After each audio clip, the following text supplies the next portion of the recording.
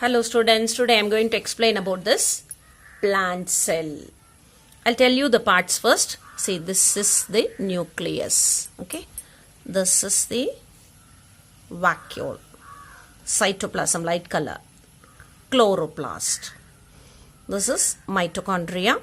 This is the cell wall. This is the mitochondria. Can you see? This is ribosomes. Our cell wall. This is adjacent cell wall. Plasma membrane, the inner thing. Then nuclear envelope, that is outline. Golgi apparatus, this lengthy ones. Golgi apparatus. Chloroplast. Rough endoplasmic reticulum. Somewhat it is raised to know that is rough endoplasmic reticulum.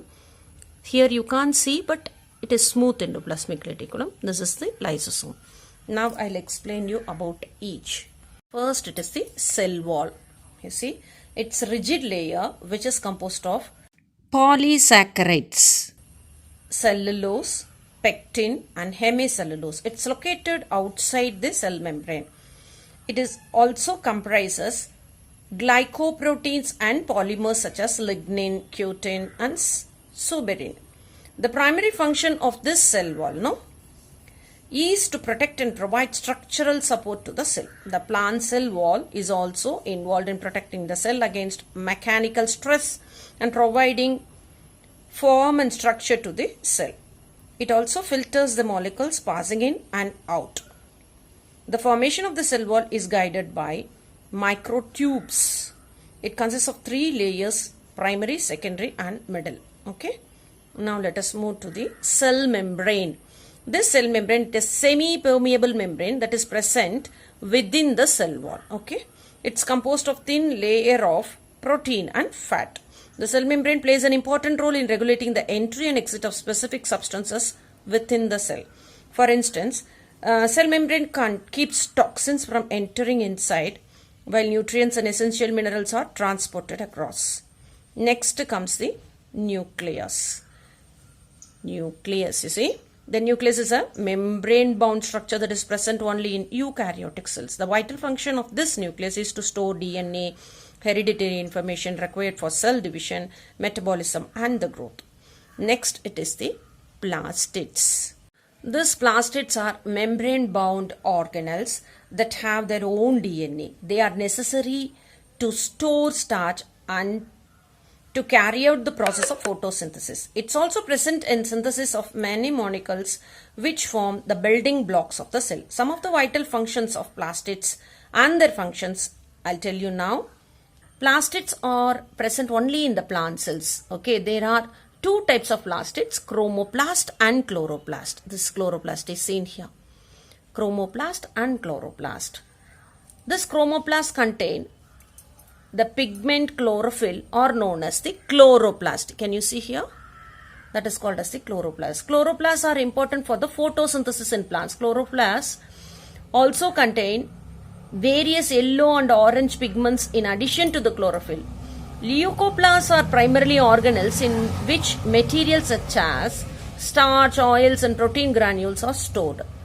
Okay, the internal organization of the chloroplast consists of numerous membrane layers embedded in the material called stroma.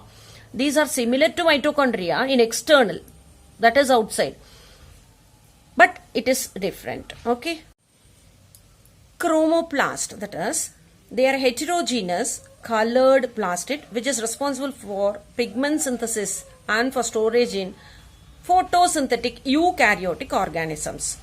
Chromoplasts have red, orange, yellow colored pigments which provide color to all ripe fruits and the flowers.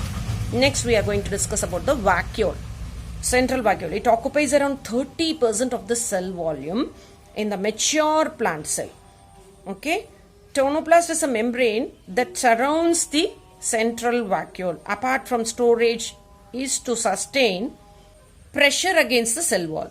The central vacuole consists of cell sap. It is a mixture of salts, enzymes and other substances. Next is the Golgi apparatus. You see, can you see this Golgi apparatus? They are found in all eukaryotic cells which are involved in distributing synthesized macromolecules to various parts of the cell. Next, it is the ribosomes. They are the smallest membrane-bound organelles which comprises RNA and protein. They are sites for protein synthesis, hence also referred to as the protein factories of the cell. This is what. Next is the mitochondria. They are the double membraned organelles found in the cytoplasm. You see in the light green color, that is the cytoplasm which is present. Mitochondria is present. Of all eukaryotic cells, they provide energy by breaking down carbohydrates and sugar molecules. Hence, they are also referred to as the powerhouse of the cell. This is called as the powerhouse of the cell. Next is the lysosomes. Can you see lysosome here? This is what. Lysosomes are called suicidal bags as they hold digestive enzymes in an enclosed membrane. They perform the function of the cellular waste disposal by digesting worn out organelles, food particles and foreign bodies in the cell. In plants, the role of the lysosome is undertaken by the vacuole. Okay. So we have discussed about the parts of the plant cell. Thank you.